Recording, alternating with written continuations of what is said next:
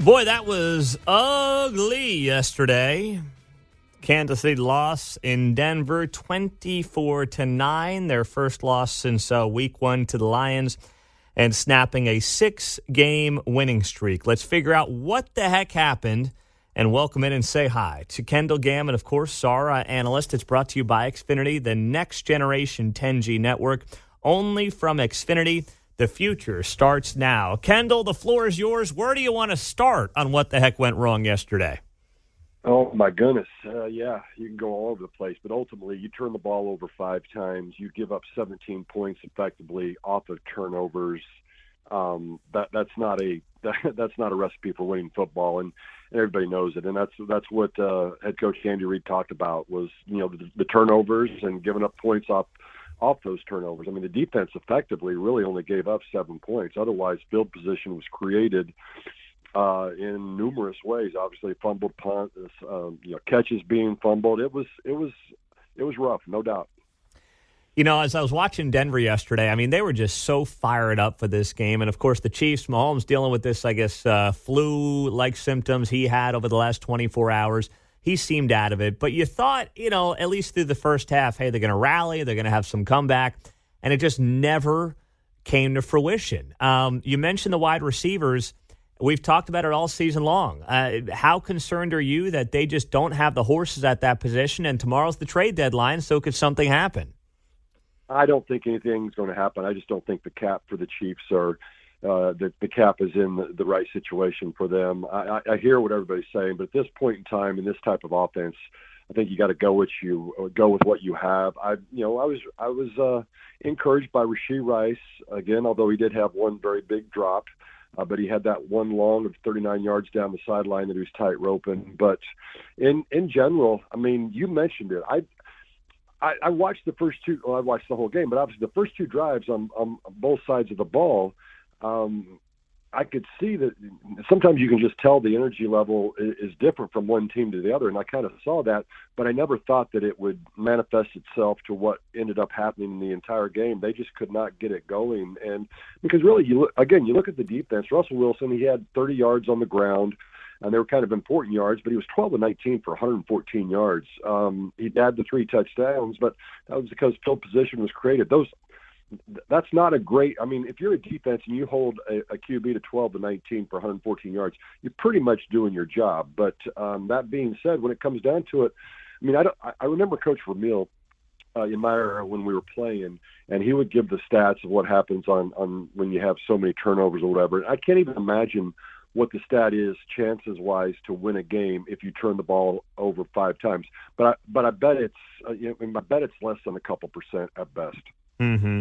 Now, you mentioned the defense, and I agree. I mean, the defense did have, as you noted, half a dozen sacks. I mean, they were getting to Russell Wilson plenty throughout the afternoon. Yeah. They were just put in bad spots. So you look now at that side of the ball. I mean, it's crazy to say, but is it possible the defense may have to help carry this offense led by Mahomes just because of the inconsistencies in the wide receiver play and even some of the running back play beyond Pacheco? Yeah, I think that's absolutely true, and I think that's absolutely what's happened at times during the year already. I think you and I have talked about it, and that's the one thing the Chiefs right now are hanging their hat on is defense. So that being said, we keep saying it. I know I may sound like a broken record. I still have faith in the offense that it will come around to a degree. The receivers do have to step up.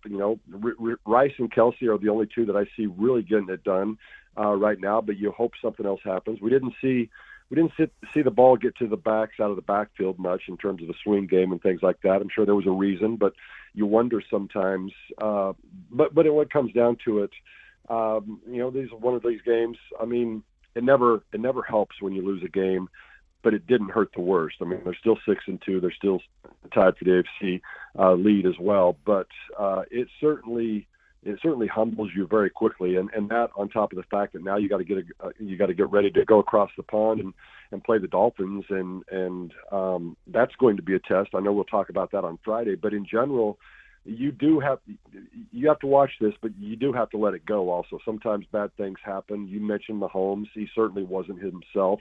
I didn't see any of the quotes after the game, but I'm sure he didn't lay any of the blame on that. I'm sure he said he had to play better, and needed to. But, it is what it is. It happens at times, and they've just got to regroup and go on because they're still a good football team. How tough is it, Kendall? I don't know if you've played some of those games where I imagine you played plenty of games where you're not feeling 100%, but with Mahomes apparently dealing with the flu, I mean, how tough is that? Have you done it? And what is that like when you're out there on a football field with the best athletes on the planet and you're not feeling close to 100%?